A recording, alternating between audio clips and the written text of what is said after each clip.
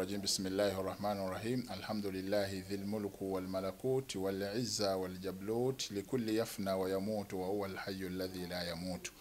والصلاة والسلام على أشرف المرسلين قال له رب إنك ميت وإنهم ميتون وعلى صحابة الكرام الذين كانوا عبادا بالليل فرسانا بالنهار ومن تبعهم بإحسان إلى قيام الساعة ثم أما بعد.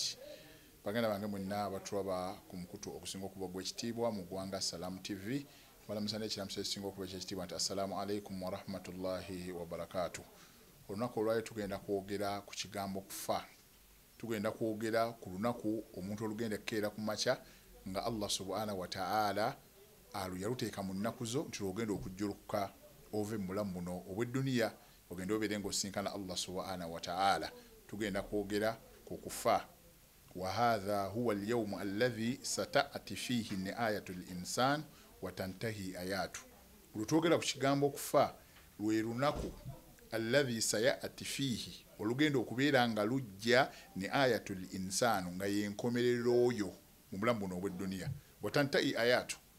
akaseera kagenda tuuka ku lunaku lwennyini olwo nga Allah amaze okulagira malayika egenda kujjamu omwoyo ng'obulamu bwo bugenda okukomobwa kuno ku dduniya era obulamu bwo bukomaawo. Allah subhanahu wa ta'ala ya'muru al-malaika. Allah subhanahu wa ta'ala agenda kulagira malayika. Allah subhanahu wa ta'ala agenda kulagira malayika zive mu ggulu an yadhhabu ila al-ardi liya'khudhu ru'ahu hatta yu'ayyi'u al-insanu liliqa'i rabbi. Akaseera kagenda kucha Allah subhanahu wa ta'ala alagire malayika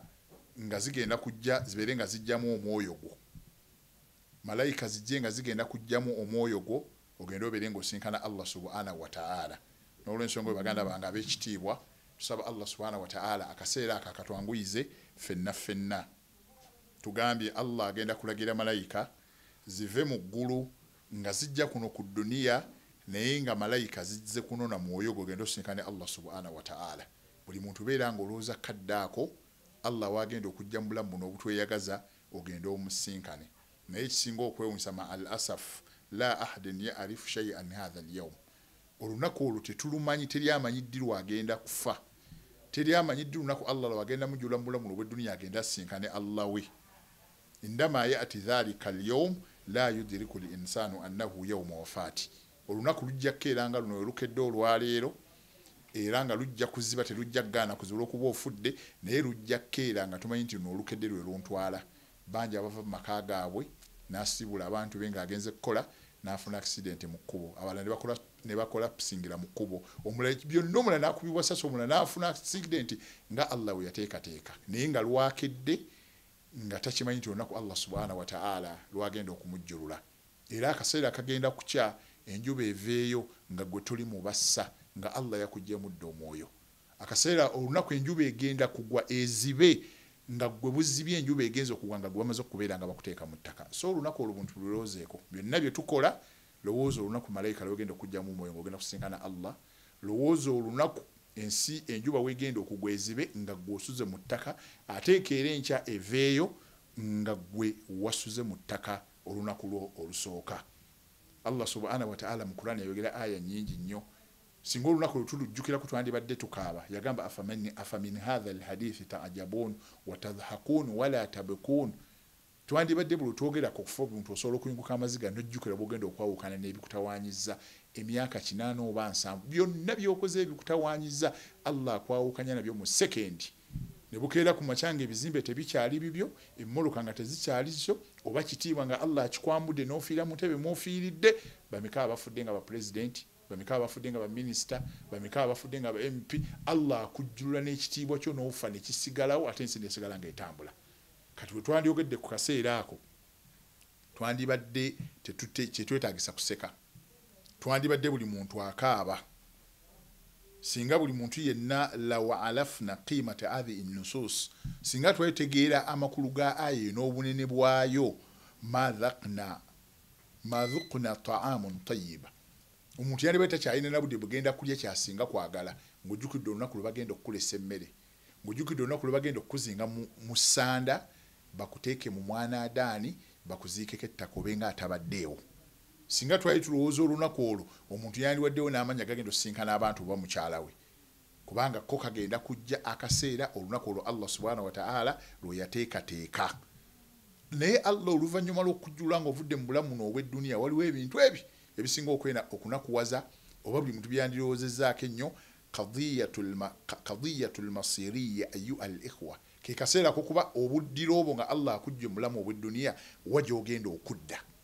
kubanga ebya Allah si kufa bufi nti n'ofa singa okufa kwaliwo nti Allah wakujjamu omwe bakuziika nga biwedde okufa kwandibadde kwangu abantu bandidduse mu bulamu obw'edduniya bageka ngende nfe singa okufa kwali kuwummula naye obuddiro bw'omuntu ng'ovudde muno mu dduniya qadiyatul jannat ila al abad waliwo Allah bagenda okujula mu bulamu obw'edduniya ng'agenda bateeka mu nnyumba ey'emirembe oba mu bulamu obusinga okweyagaza bagenda bubeera mu khalidina fiha abada nga Allah agenda bateeka mu bulamu obulungi lubeerera ate waliwo Allah bagenda okujula mu bulamu obw'edduniya nga Allah akugjeemu omwoyo gwo ogende qadiyatul masiriya yani ila nari al abad nga gogenda kubeera abantu Allah bagenda okwokya omuliro naye ng'ogenda gubeeramu lubeerera n'olw'ensonga eyo obulamu bw'edduniya tububeeremu naye nga tulowooza nti olunaku lugenda kukeera mu nnaku ng'endala bwe zikya naye nga gwe Allah lwagenda okujjulula naye nga tomanyi era olunaku olwo lufe enjuba egenda okugwa nga gw'oli mu bafu enkeera ekenda okuvaayo nga gwe wasuze mu ttaka oba nga wasuze mu ddiiro ewammwe balinda kukuteekateeka bakuteekereteekere bakuyingize mu ttaka olunaku olwo luzibu nnyo n'olw'ensonga eyo ma hadhihi alhayatu dduniya mahma taala buno obulamu bw'edduniya bwe tuwangalyamu tebulina value omuntu nawangala emyaka 8 oba 9 oba 10 tebulina value tuyitamu buyisi bwe tuti tubanga omuntu yatambudde abaali batambudeko n'ogenda n'okola transit oba Dubai oba Addis Ababa ng'olinda bulinzi saawa yeetuuka olinnye ennyonyo ekongerayo gy'olaga kati n'edduniya obulamu bwe tulimu bwetyo bufaanana tulinga abali mu transit olinda time etuuke ojjulukuka ovaawo ogende w'oteekeddwa okulaga n'olw'ensonga eyo obulamu bw'edduniya value yabwo ntono nnyo olina owangaala emyaka emingi kyolanga Allah jalla wala tuwangala okuva ku mwaka ogusooka ku 40 omuntu wawezana Allah ayongera mukendeeza bukendeeza weweza emyaka 45 ekitakunyumira mu myaka egyo egiyise waggulu tekigenda kukunyumira oba baali bakyala oba byali byakulya oba gaali maanyi oba kwali kweraga byonna biba tebikyanyi omuntu aweza 50 years okudda waggulu bigenda bikendya Allah abikendeeza kati obulamu tebulina value n'onawangala emyaka emingi era buli gyoyongera okusitula emyaka nga n'ebirwadde bisituka olina emyaka 89 mu ebirwadde bitandika kino si kyakirya kino kimpisa bubi bino bindeekanira kati obulamu bw'edduniya hadhihi alhayatu dduniya mahma taala la qimata la tebulina value yabwo kwe kusinza Katonda omwe ye yakutonda obulamu bw'edduniya butono nnyo mahma altaka al insanu fiha bw'onoonalaba nti nno oli mu life enjoying life oli mu bulamu bw'olaba nti ddala osinga okuba obulungi ebyo biri mu kaseera olinga ali mu transit anytime any day ogenda kujulukamu obulamu bw'olimu gwe bolaba nga bwe bulungi ogenda osinkane Allah subhanahu wa ta'ala wa mahma jamaa min al amwali banyumeka abakuŋŋaanyiza sente nga Allah abajjuludde ne bavaawo n'onakuŋŋaanya sente ez'enkanawo akaseera kagenda tuuka bakuzingezinge sente zisikirwe abalala emmoloka zo zivugibwe balala amaka ago gatwalibwe mulala ennyumba yesulwemu mulala kabe mukyalo oba omwami bagenda mutwala abalala oba mukyala ate n'omukyala bagenda mutwala obanga obadde mwami n'abaana bo basigale nga bali mulekwa ogenda osinkane Allah subhanahu wa ta'ala n'onakuŋŋaanya sente ez'enkana bameka betwaye bakadde baffe Allah bayayise emaali naye nga baagireka baganda ffe bayina ebitiibwa Allah yabibajjako ne sente ne zivaawo mu nsi balinga abataalimu bagenda kusinkana Allah subhanahu wa ta'ala baswaddamu bayina ebitiibwa Allah yabibajjako sente yazibajjako kabaka Fahadi bayina ebitiibwa bakabaka bameka abafudde abamawanga tumanyi kale twogere mu mawanga g'Abawarabu kabaka wa Mungereza yafa ne bamuziika Queen bayina ebitiibwa ne sente naye Allah yabaawukanya nabyo kati ekyo kibere kyakulabeka eri ggwe mufuna mpola oba omwavu oba yeeyita omugagga oba ayina ennyo oba ayina obuyinza abo nga bwe bagenda betwalabako mu nsi ne tubasoma kati baafuuka byafaayo naawe Allah agenda kukutwala nonaba olina sente ez'enkanawa wamahamaltaka min almanasib nonaafuna ekifo ekyenkanawa nga gwe Queen wa Bungereza nga gwe President wa America nga gwe President wa Faransa oba President w'eggwanga lino oba olyani mu kifo kyonna Allah kyakusituddemu nakyo wallahi Allah ajja kikwawukanyako ogenda omusinkane era obulamu bw'edduniya ojja buvaako wa mahma tamakkana min ghairi n'onaanyigiriza banno n'obatuulako mwene edduniya abantu banyigiriza bannaabwe buli muntu alina obuyinza atuulako oyo gw'alinako obuyinza buli asobola okujooga ajooga gw'asobola okujooga naye n'onaakozesa obuyinza bwo n'entebe yo n'amaanyi go n'obugagga bwo na buli kyonna ky'olina onyigiriza abalala wallahi akaseera kajja tuuka naawe Allah ekyo ky'oyagala okuyisaawo Allah naawe akwawukanye nakyo obulamu bw'edduniya inna akalamu ilbasar bulinga luteme lwa liiso omuntu agenda okutema bw'ati ng'abadde assa takyassa ogenda okutema bw'ati ng'abadde alina omutwe moloke egugjeeko ogenda okutemya okuddamu okutunula bw'oti nti omusajja mulenge moloke mujjako okugulu kati obulamu bw'edduniya kalamu ilbasar lulinga lutemya lwa liiso inna asifur obulamu bw'edduniya zeere eryawo terina makulu innaha kalamu ilbasar lutemya lwa liiso Allah agenda kujja mu bulamu bw'edduniya akwawukanya n'ebyokoze emyaka 8 oba 7 oba nkanga ng'otawaanye okuŋŋaanya edduniya Allah yonna agenda agikolesa mu lutemya lwa liiso wama minna wahidin illa wasayamutu nze naawe teri atagenda kusisinkana kuva mu bulamu bw'edduniya kusinkana Allah we buli muntu ali mu dduniya nga wazaalibwa ogenda kufa buli ali waggulu w'edduniya enkyagenda kubeera mu ttaka buli ali waggulu ku mugongo gw'edduniya enkyogenda kubeera mu lubuto lwayo hadhihi alhaqiqatu almurra ago ge mazima ng'ate gakaawa nsobola okuba nga nsano mu dakiika 2 nemba nga saasobola kwogera nga Allah mwoyo agugjeemu ago ge mazima amatuufu annahu la budda an nughadira min hadhihi ad-dunya tuyina okuva mu bulamu n'obw'edduniya buli muntu ojja kola exit buli muntu ojja kola departure ove mu bulamu buno ogende mu bulamu obulala obwawo mu ttaka we bagenda okuziika obuliraawo nga teri agenda kuddayo kulako nga togenda kuddamu kussa ku dduniya paka Allah waalimirizaawo kiyama n'olw'ensonga eyo obulamu bufunda hunaka qadaru min al-umri wetumala okuzaalibwa nga maama wakuzadde Allah yateekateeka buli muntu alina obulamu bwagenda okuwangala ku dduniya kadi yakunu lahda waliwo abagenda okuwangala ku luteme lwa liiso Allah abajjemba meka abazadde n'akaba olukaaba lumu ne baga omwana bamuzadde n'akaba Allah n'amujjulula nga ku nsi abaddeko oluteme lwa liiso baddakiika emu babbiri n'akaba agenda osirika bw'ati nga Allah omwoyo agujjemba meka waliwo abasobola okuwangala wakadi yastamiru sanawaati Allah alina bawadde emyaka egy'enjawulo abalala 5 abalala 6 abalala 7 abalala 8 abalala 10 20 waliwo n'abawangalako 10 n'abawanga 10 Allah yabatwala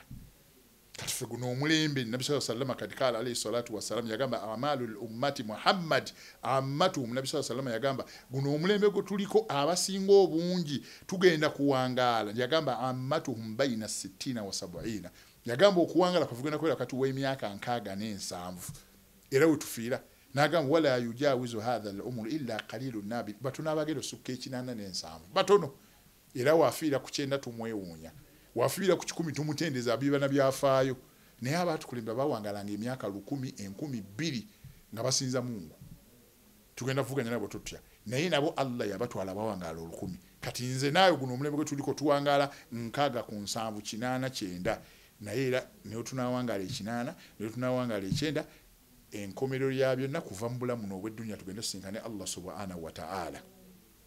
kati obuwangazi Allah bwe yakakuwako emyaka 5 oba 4 oba 3 oba 2 goyina kadi madha alladhi madha ejabiri gagenze Allah oba yakugerekerana obuzabiri buli muntu neweeranga weebuuza ekibuzo kino mu maaso go hal baqiya biqadari ma madha obange sawa eno ine emyaka 5 olaba okakasa ddala okyasobola okwanga emyaka emirala 5 oba oyina emyaka 6 obwongo bwo bulaga nti okyasobola okwangala enkaaga endala oba oyina emyaka 7 obwongo bwo buga nti okyasobola okwangala emyaka emirala 7 oba oyina emyaka 8 obwongo bwo okulima nti okyasobola okwangala emyaka 8 tekisoboka kiyinza okuba ekizibu naddala basusiza 40 years oba 50 kizibu okuwangalayo 5 amalala ng'obulemu bw'edduniya okyabulaba mu valyo buli asusiza 50 45 n'agalina kizibu okuwangala n'amalala edduniya nga weetambula era beerawo nga weebuuza kaifa madha alladhi madha wema mpangadde emyaka 6 kati enkaaga egyo gitambudde gitera ngiyiseemu ntya madha kalamu ilbasar obulamu obwo obuyiseemu luteme lwa liiso ne gitambula bakubuuza emyaka 6 okoze ki wallahi nga tokiraba nalina 20 years wozanga oba 2 nakola ki ojjukira life y'obuto nojjukira ey'okusoma nojjukira nga otandise okwetongola olina 25 naye bayinza okubuuza okoze eki nga nekyokozeemu tokiraba obuba bugagga nga tonnakuŋŋaanya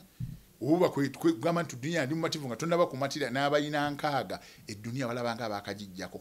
waba ayagala bakyala bato abaagala nga atawasangako waba mukyala ayagala abavubuka ato nga atabalabangako obuba bugagga bwagala nga atabufunako waba yasula ku manyumba agebbe ayagala atagasinga gasuzeemu edduniya bwetu obulamu obutambudde buluteme lwa liiso wa hadha alladhi baqiya madha aidan kalamu albasar obo ine emyaka ananga Allah akyakoye emiralo baana amalalo ofire ku kinaana nga gino wegitambudde ne gidduka kayiringi to speed negisigadde gigenda kutambula bwegito so twetereze tudde eri Allah tukole Allah byayagala obulamu bw'edduniya tubutunuye ng'obutunuulira ng'omanyi nti ogenda sinkana Allah saawa yonna tuyina ensi tuyina ennaku 5 bulamu buno obw'edduniya ayyamuna 5 muno mu dduniya tuyinamu ennaku only 5 days zokka ze tuyina mu bulamu obw'edduniya olunaku olusooka bayita yawmul mafquud hiya alladhi madha wa lam yaud lwe lunaku olwo olwayise yesterday jo yadde Sunday olwo lwayise terukyadda mu bulamu bwaffe obanga obadde okugenda kuwangala emyaka ennaku 3 kati wasigazza 299 olwo lwe lunaku olusooka omuntu lwalina mu dduniya lwero lwayise olw'eggulu olutakyasobola kudda kullu yawmin yamudhi alayka ya ibn adam buli lunaku olukuyitako ng'olunaku lw'Esande olwayise tukallibu biqadamika ila babil kabri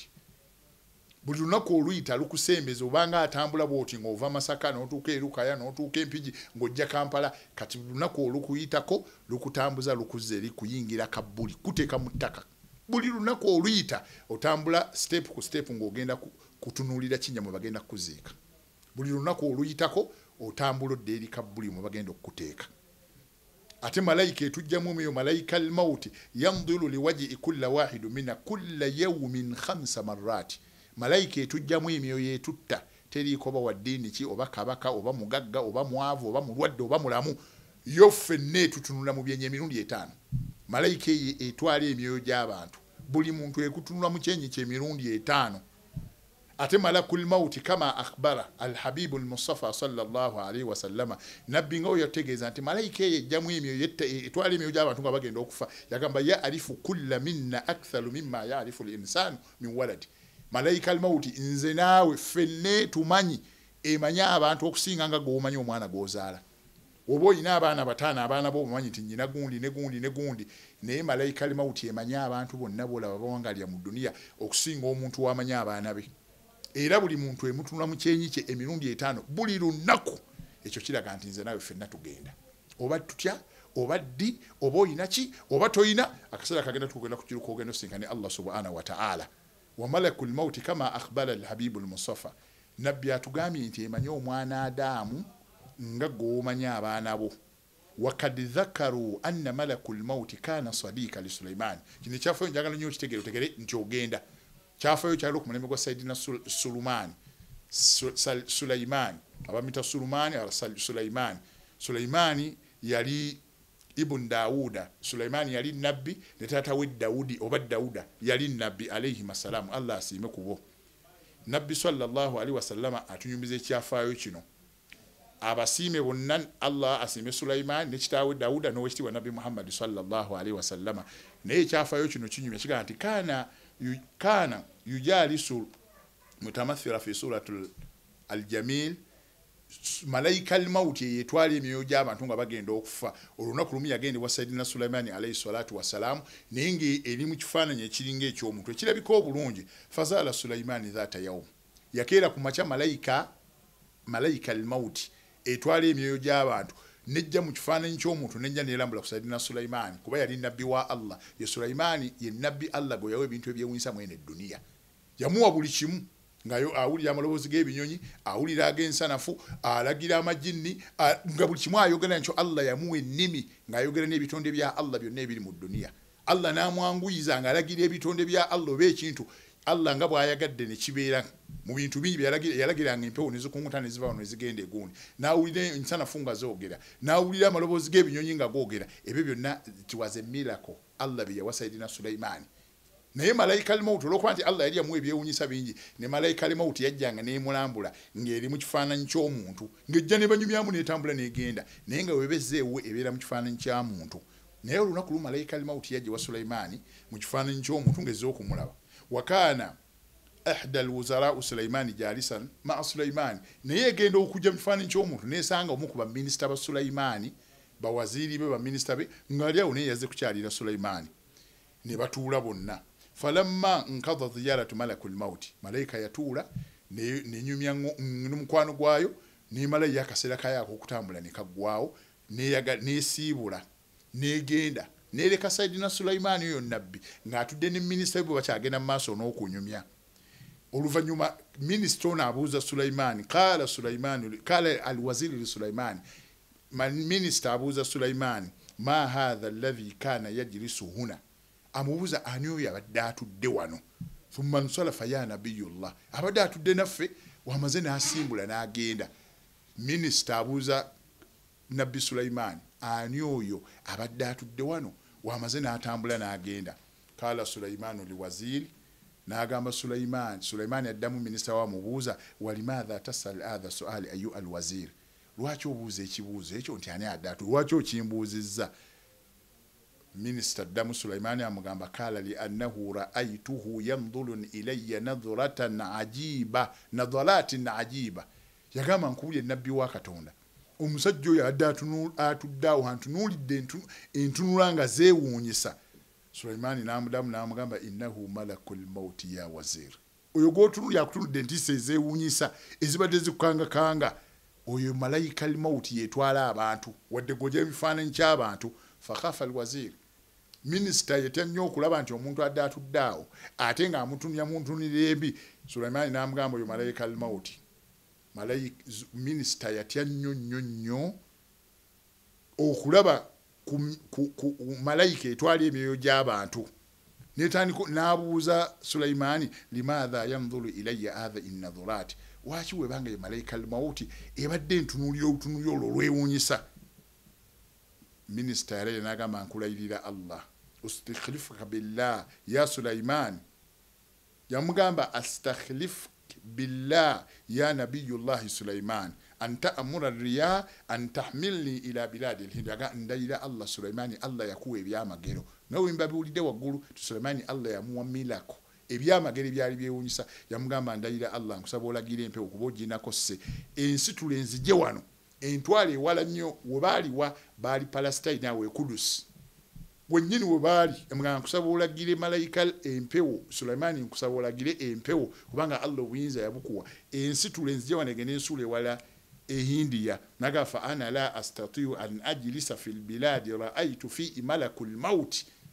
sisobola kusigala mwene sije ntunde ku malayika al-maut nentunulako ate njirabye ngentunulya bubi kati nkusabola okitiibwa ne Allah kiyakuwa n'obuyinza Allah bwe yakuwa olagire empewo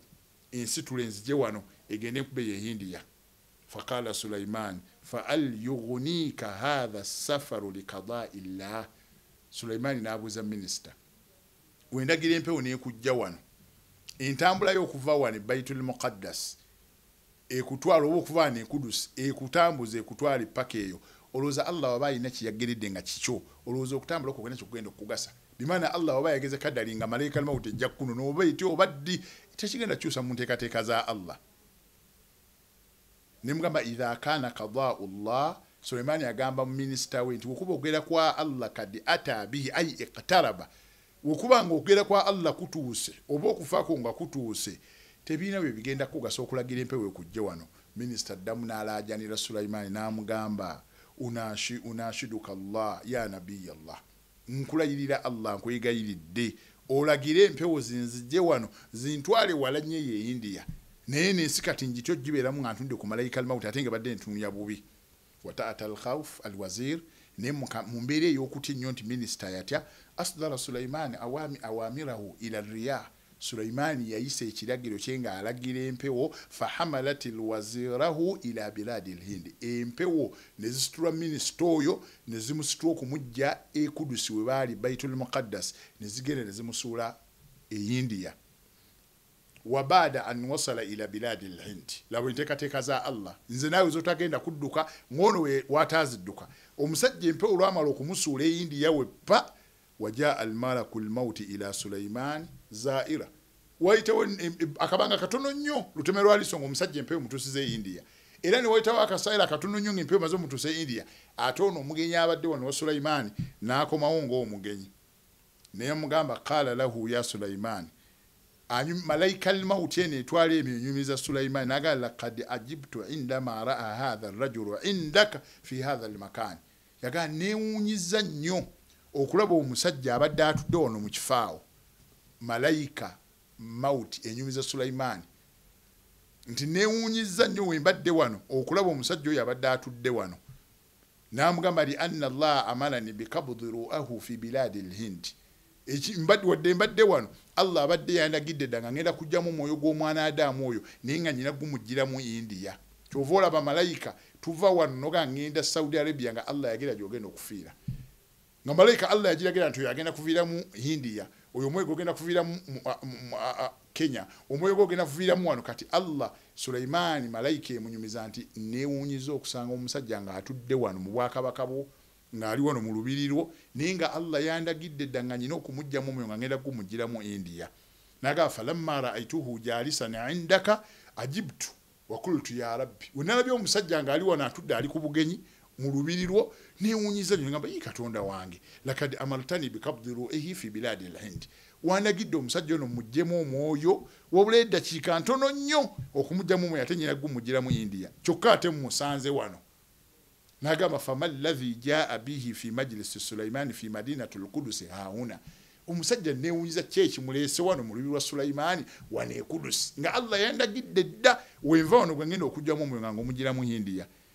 malayika enyumiza Sulaimaani falamma hala waqti kabdhi ru'ihi malayika ganti akasale katusaako okukujjamu omwoyo gw'omwana Adamu oyo n'agamba dhahabtu ila biladi al-Hind unafidha al-awamir lillah nze natambudde bwenti n'enseya mu lutemya lw'eriiso ngende e India ntuukirize ekyo Allah kiyandagidde n'agamba fawajadtuhu intidhari yantadhiru qada'ullah omusajja nagenze tuukanga gyali ngaze engane kugera kwa Allah kwa mutuseko danga nze nyina kumujjamu bujjamu oyo Tumulanga Allah jalla wa ala yagamba ayina ma kuntu yudilikumul maut walau kuntum fi bulujin mushayyada minister yadduka wano e Kudus nasaba Sulaimaani peozi mutwale India nenga Allah jetegese jagenda okuviramu omwoyo malayika olwava oweti negenda yamusanga India era nemujjamu omwoyo kati wonna woli ayina ma takunu muganda wange gwe buli woli wonna yudilikumul maut okufa Allah agenda kukutuusaako walau kuntum fi burujin mushayyada nonabera mu muzimbo nga gunywevu gutya lera abantu bazimba omuntu azimba ennyumba n'ateekako enzigi n'agigala n'ateekako ebyuma n'amala n'ateekako endabirwamu n'amala n'ateekako embawo oluggi lumu nga luliko enzigi nga 3 kuliko olw'ekyuma olw'endabirwamu n'olw'ebibaawo wamala n'ateekako omunyolo n'ateekako ne kufuru wamaliza n'ennyumba n'agiteekako ekikomera n'ateekako sekanolya n'ateekako amasannyalaze n'ateekako kamera byonna abiteekako protectinga tewabaawo omuntu asobola okuyingira mu lubiri lwe naye malayika al-mauti ebyo byonna ebibuuka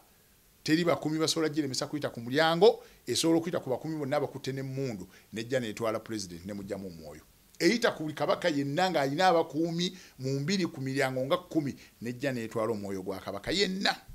n'olw'ensonga eyo netunaabira mu mayumba agafaanagana gatya netunaabira mu bitiibwa ebifaanana bitya netunatambula emmoloka eziriko ebukuumi emmoloka nga 10 nga zonna zikkuuma malayika al-mauti akasaleyo kanaatuuka ejja kujjamu omwoyo ogende osinkane Allah subhanahu wa ta'ala ng'omusajja yadduka e Kudus bamutwale e India ng'amanyi kyekinamuwonya malayika al-mauti nemusanga era nemujjamu omwoyo yagamba wama tadri nafsun madha taksibu ghada nze naawe tewali amanyi kigenda kubeerawo nkya wama tadri nafsun bi ayi ardhin tamutu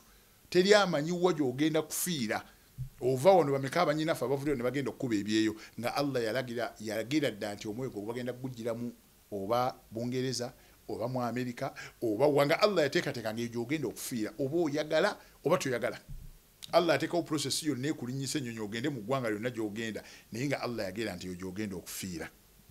wama tadri nafsun madha taksibu gada wama tadri nafsun bi ayi ardhin tamutu inna Allah alimun khabir Allah ikayamanyi omuntu waje agenda okufiira n'olw'ensonga eyo tweteeketeeke baganda bange buli muntu tweteeketeeke olunaku olwo olutaliiko kubuzaabuza wadde amagezi wadde okupalapalanya malayika akasaleyo kanaatuuka ejja kujjamu omwoyo qala jibril li habibi al-khalq sayyidina jibril alayhi salatu wasalam yabuli washima nabi muhammad sallallahu alaihi wasallam namugamba ishma shi'ta fa innaka mayyit gwangala nga bwoyagala nuna wangala emyaka 5 nkaga nsamu kinana bonno buwangazi wona wangala akasera kagenda tuko ogenda kufa nze nawe buli muntu beeranga ojjukiza nti banna akawangala yemeka oba njagala oba saagala akasera kagenda tuka ogenda forcing ne Allah subhanahu wa ta'ala Jibril yagamba nabi nagamba wa amal ma shi'ta fa innaka mujziyun bi kola buli kyokola kyonna ne Allah jalla wala agenda kikusasula yagamba wa in kana mithqala habatin min khaldalin atayna biha nobeera okola akantu kali ng'empeke y'omuceere oba empeke y'akalo Allah agenda kaleeta bakateeka ku mizani ogenda kasasulira yagamba wakafa bina hasibini kati tuwebalenga tukyali balamu buli kyona kola kyonna yagamba wa mal mashita kola buli kyoyagala kyonna ne Allah agenda kisasula woliba wakola kirungi Allah agenda kuwa empeera yakyo woliba wakola kibiira Allah agenda kuwa empeera yakyo yagamba wa habib mashita fa innaka mufarikum bi yagala buli gwoyagala abantu baagala ebitonde bya Mungu gwe yagala buli kyowulyanga kikumazeemu ne kikwerabiza Allah oba abaana bo bosinga okwagala oba abakyala bo oba bwami bo oba gwe kibesinga okwangola ddala obyagala nnyo ne bikwerabiza Allah oba sente zo zosinga okwagala oba kifo kyo mwoli kikwerabiza okukola emirimu gya Allah noka ndi bize ng'olimu ebyo Allah byakuyazika ku dunia yagamba byonna bibeere yagala buli gwosobola okwagala nga golaba yetosobola kwerekereza singa Allah aba yakigana naye yagamba Allah ajja kubaawukanya bameka abakyala abaawukanye n'abaami bameka abaami abaawukanye n'abakyala bameka abazadde abaawukanye n'abaana baabwe nga Allah okufa kwe kubaawudde bameka ab'emikwano abaawukanye Allah n'abaawukanya na kufa n'agamba wa alamu anna sharaful mu'min qiyamul layl ekitiibwa ky'omukkiriza wonna we kiri tusitukeko ekiro tulajanire Mungu tuyina ebizibu tuyina amabanja tuyina obwetaavu tuyina amazambi tuyina bye twetaaga ebirooto byaffe twetaaga okutuukiriza buli kizibu kyonna ky'oyina gwe situka ekiro olajanire Allah kyewunyisa okuba nga oli mwetaavu eri Allah naye neweebaka obudde ne bukya neweebaka ku ssaawa 4 oba 5 paka enkya 12 nga bukedde nga tosuseeko kulajanira Allah buli ayina embeera nga ekukutte buli ayagala okusinkana Allah nga akusiime buli ayagala Allah akunyweze ku ddiini buli ayina ebintu ebiganga gwolaba bikutte tewali magezi gonna gwe situka ekiro saale owanike emikono Allah omubulire byonna byoyagala ne leero ddemu n'enkyo ddemu tosobola kusabira Allah nnaku 7 nnaku 14 nnaku wiiki 3 mwezi Allah n'atakukyusiza mu mbeera muli tekisoboka Allah si muli azaamaanya yagambye wa alamu anna sharaful mu'min qiyamul layl ukiba kitiibwa nga kyoyagala Allah ajja kikuwa oba bugagga nga bwoyagala ogaba amabanja nga egakolera Allah ajja kusasula ajja kutemera amakubo wegatali ogasasule obiba birooto byo nga byoyagala gwe Allah situka ekiro bimugambe obimutegeeze ng'oyina enniya n'okukkiriza nti Allah ye buli kimu kyonna n'olw'ensonga eyo baganda bange tuddeyo twegayirire Allah atunyweze ku ddiini busiraamu ate ayongere otulaga nti tugenda kumusisinkana wakati wasafa lana Umar ibn al-As ma huwa al-maut tuyogera ku kufa yo musomo gwaffe gututambuliddeko olwayo tuyogera ku kigambo kufa na butya malayika egenda kutujjamu eti emyoyo ne amirul mu'minin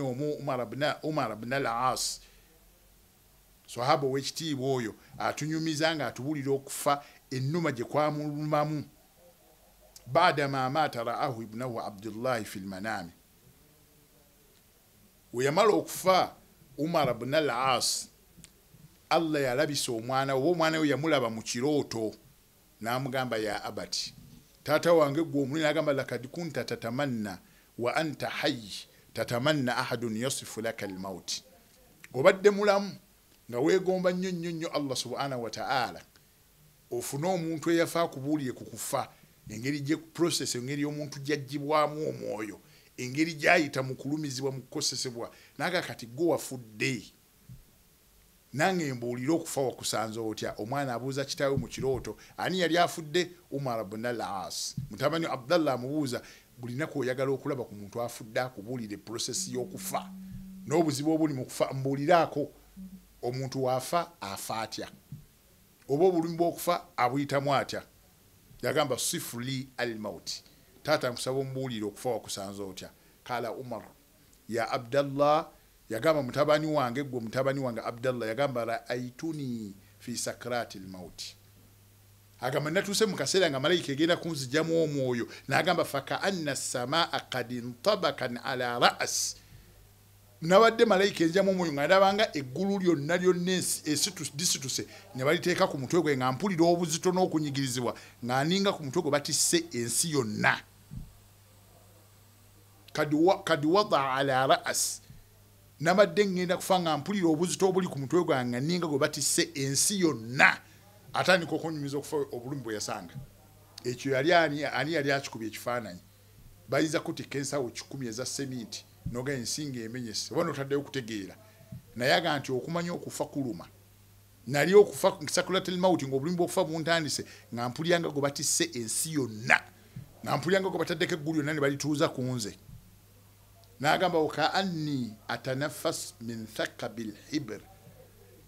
nabadde nzisa nga mpulya ng'omuntu omukka oguyita mu katuli k'empiso bwe ndi nga ne mukamwa mpulya sikyasobola kussa nga nzisa naye nga mpulya omukka gwe nzisa guyita mu katuli ka mpiso Umar ibn al-As anyumye okufa engeri gya kusanga ng'agenda malayika emugyamu omwoyo agamba nawulidde nga gwe batisse ensi yonna nga eri ku mutwe gwange obuzito ne mpulya nga sikyasobola kusanga omukka guyita mu katuli ka mpiso okufuluma namugamba ekyokusana agamba oka anni usfurun ala al-mikrati zait nabadde ng'ekinyonyi kye bakutte ne bakinnyika mu fulampeni ya butto ng'amaze okwesera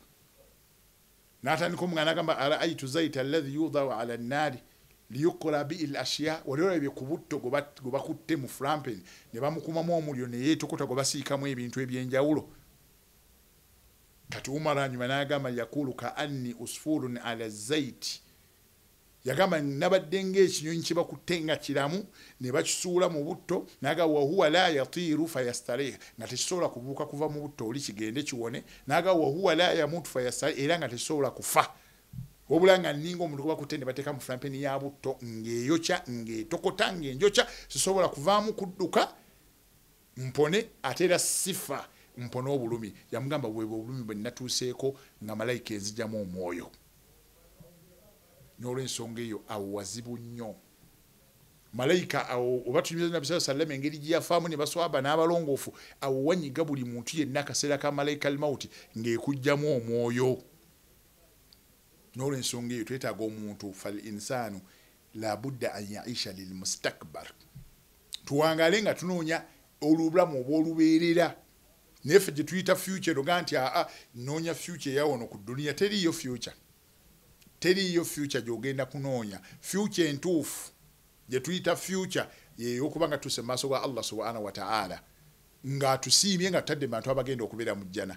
twakulanga tuli batunaga nti asoma wona asoma ojja kubotereza future yo abantu ne basoma ne bafuna degree ne bafuna doctorate kati ba professor okusoma ne kuggwa yaga nti omuntu okufuna future kasitoli funa omulimu abantu bafunye emirimu ba minister ba president baani bakatikkiro bali obayina emirimu buli muntu alina omulimu ogw'ekitiibwa nga Allah yagwisiza ku mpapula z'okusoma kwe ne batuuka yaga nti future y'omuntu esinga okuba ennungi kwe kuwasa abantu bakoze embaga ne bawasa manti bano bali mu future bakoze embaga naga kasitoma lokwasa n'okola embaga mawunu ojja kuba oli mu future y'omwozannyira bakoze embaga ne bawasa yaga nti future y'omuntu esinga kwe kugenda ng'ozadde ne ku baana abantu bazadde yonna future gye tunoonya abantu bazadde abaana ne babazaala tunoonya future tusuubira nti tuli mu future wetumaze okuzaala naga nti akyetaagisa okola ssente zibeerewo abantu bali mu dunia bakola ssente mu nkola ez'enjawulo oba bali mu kategori ziringa 3 waliwo abakola ssente nga bakolerera balala bakola ssente nga ssente zebakola si zaabwe nobeerawo abakola okukuuma ssente bakuume ssente ezaabwe nobeerawo abala be bakozesa okukola ssente naye nga zibakola si zaabwe kati abantu okuba kukola ssente abakoze ssente bazikoze eyo yonna future wazaalibwa n'osoma n'otikkirwa n'ofuna omulimu n'owasa n'ozaala n'okola ne ssente twandigambye nti eyo future okuwasa tuwasizza okuzaala tuzadde emirimu tugifunye ssente tuzifunye twaliroga nti awo no yafunye future yamaze eyo yonna si future enkulu yeri okutuuka mu maaso ga Allah jalla wa ala ng'oli mu bantu Allah baasiimye kuba bino byonna ebikutawanya byakaseera kyobola byonna bye tufuna bipapula eyamaze okusoma n'afuna diguri bamuwa kipapula eyafunye passport noga nti njagala nnyo era bakuwa kipapula kuba tekisikirwa mulala passport teri agenda gitambulirako mulala ne certificate gy'wafuna ng'osoma teri agenda gigasibwamu okuleka ggwe tegasibwamu mulala byonna bye tutawanya ssente omuntu akoze ssente kiro na misana oba bakuwa kipapula certificate gy'wasoma ssente passport ekutambuza kimanya certificate kipapula passport ekutambuza kipapula ssente zetutawanya kipapula byonna bye tukola byakwebuzabuza kati aina al-mustakbar future liddawa awo nate wali future je tutegeeza omuntu okubeera nga ajjukira hadathi fil mustakbar huwa al-maut jukira nti future yange egenda kubeera oluvannyuma lwa Allah subhanahu wa ta'ala okujula mbulamu ow'edduniya ogenda osinkane Allah subhanahu wa ta'ala Allah wali kuteeka mu jjana oliba ofunye future Allah wali kuteeka mu jjana oliba ofunye future ne akthar alladhina matu dhannu anna alhayata muttasa'a lahum fa adrakahum almaut wa hum ghafirun abantu bangi batuukiddwako okufanga tebeeterezeza nga tebakoze tawuba nga tebeeteeseteese oli alaba ddala ng'obulamu bukyaliyo okufa ne kubatuukako nga bali mu gganda lyakugayala nga tebakoze tawuba nga tebakoze Allah subhanahu wa ta'ala byayagala ya'ti ilayhim almaut fuj'atan wa yantahi fil qabri okufako kugenda kukutomera kibwatukira lutamera lisobola luti nga Allah akujjeemu omwoyo ng'ogenda kuyingira kabuli fi turabu ta'ta al-ardi nga bagenda kujjamu omwoyo ogenda osinkane Allah subhanahu wa ta'ala oziikibwe wansi mu ttaka akakasera kagenda tuuka ku buli muntu akokufa utwogera ku bigambo bino binene bikulu byaniyungudde amaziga ga buli muntu byonna bi annahu fuja'atun kana al-insanu asba'a qabran ka annahu lam yakun lowooza wogenda okukera ku makyaba ofuuke kabbuli oba kijage ekyo kijja kyagundi wallahi ng'olinga ataaliko ku dduniya wetugenda gye tusiise bannaffe tukyasobola kwawula mugagga na mwavu tukyasobola kwawula mumpi na muwanvu tukyasobola kwawula yali musava ne yali mukapa toyawula oli wa kitiibwa ne yali mukopi toyawula yali mweru oba muddugavu bonna wootuuka mu bijja oba mulimbo bwe baaziika abafu tosobola kubaawula ani ow'ekitiibwa yaliwa bonna tewali bali mu ttaka wansi w'ettaka tewali njawulo wakati w'omugagga n'omwavu tewali wakati wa mwivu naye ataali mwivu bonna benkanankana mu ttaka we beebaka era tewali asobola kuvaamu ddoboozi tewali kabbuli esobola kwenyenya nti ono yali w'amaanyi n'ogenda kabbuli eyo oguuma tekiriiyo buli muntu lowooza akadde kaliwo natuukamu nga tuyingidde mu kifo ekyo nga kabbuli tosobola kwenyenya nga kabbuli tosobola kuyuguuma nga kabbuli tosobola kuvaamu ddoboozi lyonna wabula ng'oli awo mu ttaka w'osirikidde nga bakutadde mu ttaka n'ebitiibwa byonna ng'ofuuse kabbuli ka annahu lam yakun ng'oli kabbuli nga bakuyita kijja nga bakuyita malaalo ng'olinga ataaliko ku dduniya anna al-azkiya umaatu bw'obanga amagezi go ge gakujeemesa Allah abagezi bafudde eno ensi ya Allah ebaddemu abagezi Allah abatutte tebakyaliwo bonna bagendera amagezi gaabwe ne bagaziika twasigala basoma mu byafaayo n'okuzza amaloboozi gaabwe ge baayogera olw'amagezi Allah ge yali bawa abagezi bafudde wal agbiya umaatu n'abasiru bafudde oba balalu oba basiru oba si bayivu bonna Allah abatutte kati gwe teweeyibala nti anze ndi mubuyabuya n'ababuyabuya bafa era ababuyabuya bayitirirwa abafudde abayivu bafudde ali ulama maatu abayivu abasitudde ilmu ya Allah bahufadhul Qur'an ba ulama nga Allah yabawo okumanya okwenjawulo bonna bafudde ne ilimu yabo yonna ne bagiziika mu ttaka ng'olaba baziika omunenga baziika ilimu kati goba toyi muyivu naawe oli wakufa oba oyagala al aqwiya umaatu ababadde n'amaanyi mwene edduniya babaziise nga baayina buli kimu kyonna baayina embiri baakuumibwa ensi n'ensi ng'alina abakusirikale oba 15 bonna bakuuma omuntu ogwo Allah akaseera eyo kaatuuka nga malayika al-mawti enoonya omwoyo wallahi baabatwala kakati amaanyi go tegakwewaanya noga nyina ebisi nyina emmundu nyina emizinga nyina abakuumi nyina bino abaabirina n'okusinga bonna Allah yabatwala ne bagenda bali mu ttaka tokyasobola kukakasa nti ono yalina ebisi ono yabaali bamukuuma ono yali ono tokyasobola kubaawula adduafa umaatu abanafu bafudde malayika we beekunonye tesaasira nti agwe oli mulwadde nnyo obulwadde bukulumye ne bukusensera omubiri munafu ababadde abanafunga emibiri obulwadde bubalumye akaseera akatuuka nga malayika ekunonye tesaasira mulwadde olwa bulwadde bwe malayika tesaasira w'amaanyi olw'amaanyi g'alina nti awono katumutye terina n'omugwegenda kutya n'omulwadde temutya abalamu abayinwa nga tebalina wabaluma bakola check up buli lunaku oba buli week agenda mutwaliro ne checking obulamu bwo bonna bonna omutima gussa sina kibumba kiramu akatabukalamu abalamu bafudde nga tebalina wabaluma nasirika naga tugenda kola okunoonyeza yafudde ki ninga akaseera akatuuse ate n'abalwadde nnyo nabo Allah abatutte al-mauta yunha kulla shay'in okufa kwe kusanyawo buli kintu kyonna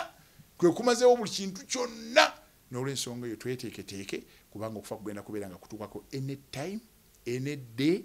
ogenda kusinkana Allah subhanahu wa ta'ala ekisembayo beera nga weebuuza ndi wa kusinkana Allah naye ngenze ntya era ngenze naki era bagenda kunjogerako ki nga nvudde mu bulamu obw'edduniya era Allah kikyensuubira kyanansiima nakyo Allah kikye namusaba ampolereze nakyo Allah nsiima ampejjana beera nga weebuuza lubeerera weteekereteekera okufa beera nga okujjukira buli kaseera kuba ffenna bwe buddiro bwaffe nsaba Allah subhanahu wa ta'ala atugase n'ebyo byetweyigiriza nsaba Allah subhanahu wa ta'ala atuwemu ekyokuyiga ebibadde ebirungi Allah yabitusobozesa nitubyogera ebikyamu bivudde mu shaitaani nange wajazakumullahu khaira wassalamu alaikum warahmatullahi wabarakatuh